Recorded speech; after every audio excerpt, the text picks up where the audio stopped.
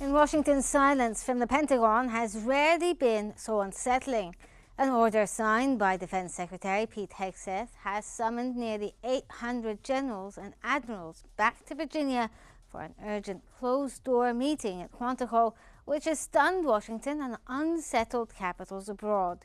The call spans every branch of the U.S. military and reaches into overseas posts, creating what some describe as the most concentrated gathering of American military leadership since World War II. Yet the reasons remain undisclosed. It comes amid sweeping defense changes, including a mandated 20% reduction in top brass unexplained dismissals earlier this year. Hegseth's shift in focus from external threats to homeland defense. The timing is striking. The nation faces a looming budget crisis, ongoing global tensions, and sharp internal divisions. With speculation mounting, allies watching closely, and adversaries taking note, the central question lingers: why now, and why this extraordinary summons? Welcome to Think Tank.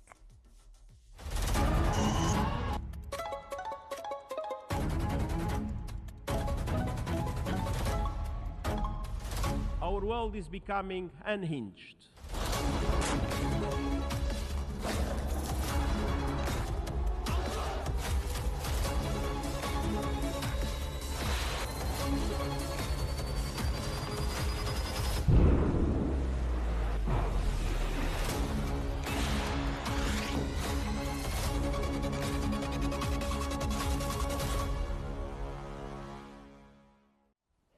Defense Secretary Pete Hegseth ordered a rare gathering of hundreds of generals and senior enlisted leaders worldwide at Marine Corps University in Quantico on September 30th to deliver a brief speech on military standards and the warrior's ethos.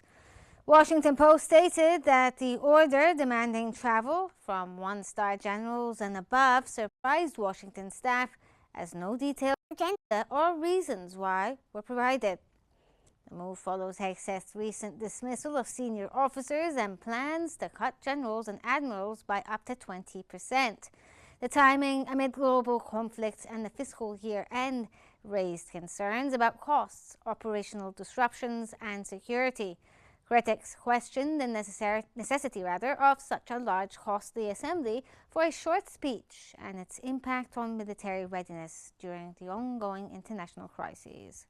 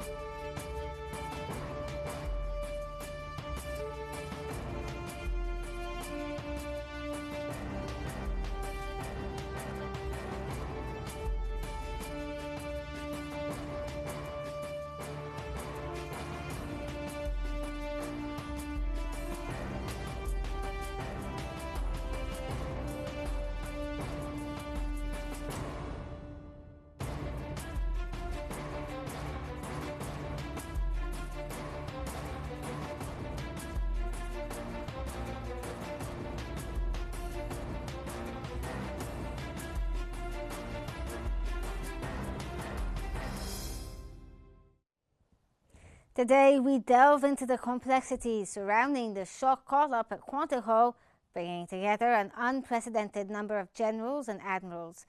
This summit signals potentially profound shifts in military strategy and leadership. The timing follows a Defense Secretary Hegseth's controversial directive to reduce top military brass by 20% and the removal of numerous high-profile officers earlier this year. With no official agenda released, speculation runs high. Could this be about redefining the national defense strategy, imposing tighter Pentagon controls, or addressing emerging global threats? To help us unpack these developments, we're joined from Washington by Brent Sadler, a former Pentagon official, and by Jim Townsend, a former U.S. Deputy Assistant Secretary of Defense. from Washington. Welcome to you both. Hey, good morning. Good morning to Hello. you, sir. Let's start off with you, Mr. Sadler. Now, how unprecedented is this call-up, and what does it actually tell us about the current mood in the Pentagon? How do internal Pentagon divisions and political, strategies affect what's happening? So this is unprecedented.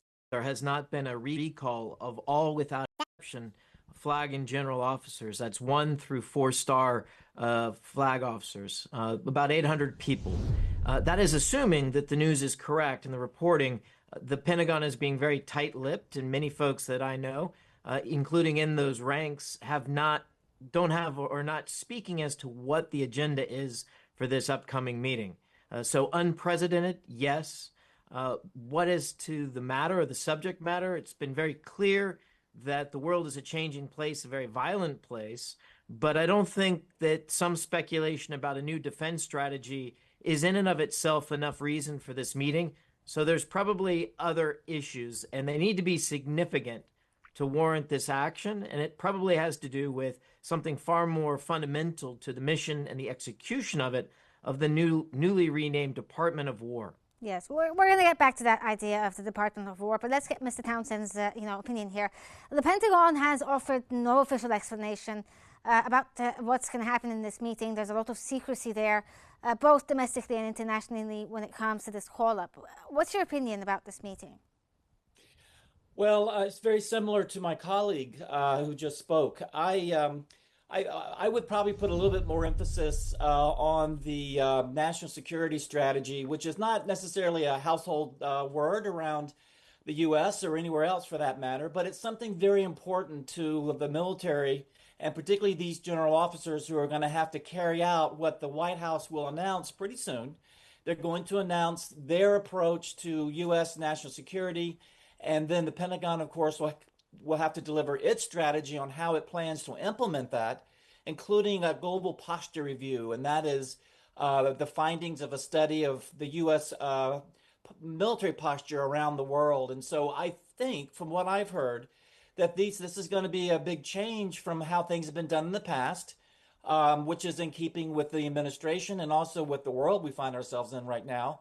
And so I think part of the reason that the HEXF wants to get these flag officers together is to stare them in the eye and say, look, you may or may not like this, but this is where we're going. This is what the president wants. And he's going to lay it out to them and answer questions and this type of thing.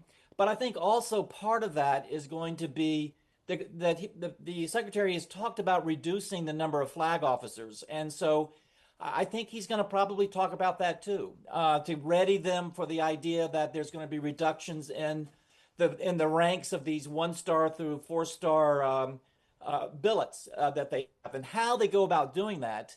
Will they do it through attrition? Will they do it? That's going to be something these generals are going to be very interested in hearing, and the administration with HEXF there is going to try to explain that. So I think that's why they're coming together, but we'll have to wait and see. Yes. Well, Mr. Sadler, now you heard there that this may be about, talking to the, ranking officers about the possible cuts that are coming. What significance do you see in the timing of these sweeping personnel cuts alongside the summit? And you also talked about the idea of, changing the Department of Defense into the Department of War. Could this somehow play a role in what may be said during this meeting? Yeah, the most important aspect I take of it is not the cuts themselves or the renaming or rebranding, but the potential for a reorganization and a retooling of the department for the new Cold War that we're in with the Chinese Communist Party. We've been in it for quite some time, and clearly a reorganization as it was in 1948 in the National Security Act at the time is also needed today. So I think there is potential for a significant reorganization. This could be a reformulation of the way that we do geographic combatant commands that have become pretty much a mainstay for how the department has engaged in combat as well as its peacetime operations since the Goldwater-Nichols Act in 1986. And it hasn't fared very well in the new realities that we face. So I think that this is perhaps the discussion topic, and it informs any manpower reductions in the flag and general officers But corps doesn't, as I well. mean, I know that, there are tensions between the United States and China, but it's mainly economic. It's not really something to do with military strategy. Is it still something that's up for debate? I very much disagree that it's mostly economic. It's mostly everything. It is informational, it's cultural, societal, as well as it is economic and trade, and to include IP theft. But it is also very sharply, ask the neighbors to China like Japan, the Philippines, or Vietnam. It is also very distinctly a very significant military competition as well. Okay, Mr. Townsend, now the timing also overlaps with the looming government shutdown. How might budgetary politics factor into this meeting? Well, it's a coincidence, frankly, that the government shutdown, which I assume will happen, is going to take place the day after this meeting, and I don't think there's anything going on except that it's a coincidence. It just makes it harder, frankly, for Hegseth to pull everybody together because if the government shuts down, there's a lot of people who are civilians that are involved with logistics and protocol and getting the tickets ready and traveling with travel, driving these flag officers. So this is It I makes was in life the difficult Pentagon. then. Yes, it'll be difficult logistically, but I think that the point though, and I want to echo a bit of my colleague. This is this will be more than just talking about the warrior ethos and also the spit and polish. That's not why these guys are being called together. I mean, there might be some of that, maybe a little rah at the very beginning, but frankly, this is it is a retooling, and frankly, the budget has some play in this. Not necessarily today's budget, how much is going for what line item, but how we go about the budget in the Pentagon, what the priorities are, how do we go about procurement. We know that we have a difficult and it has been for years this way. It takes a long time for us to procure the things that we need. It takes too long. We see in the Ukraine war that we've got to adapt very quickly to changes in the battlefield. So I think there's going to be a retooling. It's going to be a deep one. I think there will be a lot of the procurement retooling as well. I'm not sure how much of the detail will be given to the flag officers. They don't necessarily need to know every nut and bolt necessarily, but they need to know the magnitude of the change. And they need to know that this is to make their jobs easier, hopefully, into the future in terms of managing all that's got to be managed to implement the president's national security strategy. So they really do need to hear from the secretary on this more than just read from a memo. I think it's going to be a deeper set of changes that they're going to need to hear straight from the secretary and be able to ask questions and this type of thing. It's going to be an important meeting. Okay, well, Mr. Sadler, now, do you agree there with Mr. Townsend's statements that this is about, changing up the strategy and it can't be written down in a memo, especially now that, Hegseth is going to pull generals from overseas posts that are considered very critical, positions. Are you in agreement there? I honestly don't expect, and I haven't for some time, any significant changes in any strategy document like the National Security Strategy nor the National Defense Strategy. Some of the language might change, but the overall focus will not. And I've seen a consistency that stretches all the way back to Obama's time in 2010, a focus on China and the Indo-Pacific. And for Obama, it started with the rebalance, but you've seen this consistently. And I think the reality of the world and China's actions make that an enduring challenge for the United States. So I don't see a change, but a new strategy is coming. It would probably be part of the discussion. There's a lot of language in there that needs explaining. But I think it is a much more fundamental shift in the organizational structure as to why the generals and the admirals need to be told in person. And it might include some reforms that Mr. Townsend was describing. Okay, Mr. Townsend, now, Mr. Sadler there thinks that basically the main focus here will be China. But how do you interpret the sudden move, especially when it comes to Europe and Asia, not just China? Well, we have been focused on China for a number of administrations now, going back to, as my colleague said, going back to the Obama administration when we had the famous pivot to Asia, but there has been a struggle within the Pentagon and within the national security community in each administration over where the priority should be and how that priority should be approached vis-a-vis other important things. For instance, pretty much I think the pacing threat is the language. I'm not sure which administration came up with that. I heard it from the Biden administration primarily, but the idea that the Indo-Pacific is the pacing threat for how DoD will operate and how DoD will focus itself. And then, of course, Russia and Europe is a today threat, and it's something that seems to be growing over every day. So a lot of what we might hear is going to be trying to finish this argument over where and how we go about the Indo-Pacific.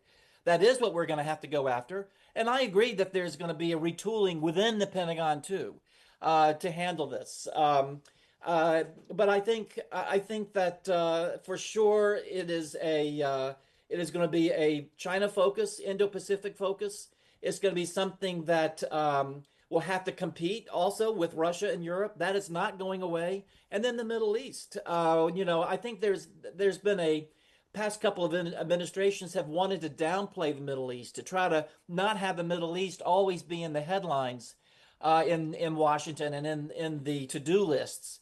And that's not proven possible. And so there's always as well a demand coming out of the Middle East for attention to problems there. So I think they're going to try to square that circle, as we say, at Quantico when he meets with them for Hegseth to lay out, this is where our priority is. This is what I want you to focus on. This is how we're going to reconstruct the Pentagon to handle that focus. It's the Indo-Pacific, et cetera, et cetera. I think, too, one last thing is that the Western Hemisphere is getting a lot more attention from this administration than others in the past in terms of homeland security, in terms of dealing with problems with the Panama Canal or Venezuela. We're seeing that. So I think that's going to be a bit more of a discussion at Quantico than it might have been in the past. Okay, now, Mr. Sadler, some of the commanders expressed concern about, having all these commanders, situated in one place. Is there an actual security threat or a risk to them if they gather in one place? And is this a sound move by Hegseth? Well, that has been the reason for avoiding these type of events in years past. When I was on a personal staff, there was an annual all flag officers, which is similar, but it was only within the Navy. And there were always exceptions for those involved in active operations or that couldn't because of other major exercises or events. So operational constraints. I would think the same is playing out now, even though it is all must be here. There will probably be exceptions based on operation necessity. There is operations going on right now in the Caribbean against Venezuelans' drug cartels. So I think those admirals and generals will probably stay in place. But when you do have such a large gathering, it does become a target for our adversaries. It is going to be at Quantico, which has frequently hosted large gatherings of political leadership and senior military leadership. So if there's a place to do it that has easy access and controllable transit in and out, it's going to be the Marine Corps base at Quantico. Okay, Brent Sadler and Jim Townsend, thank you both for joining me, and thank you for your insights and analysis. And this rare military gathering raises more questions than it answers as the United States redefines its defense posture amid the global turbulence. We'll continue to track the signals coming in from Quantico. This brings us to the end of this episode of Think Tank. I'm Rehan Morsi. Thank you for joining me.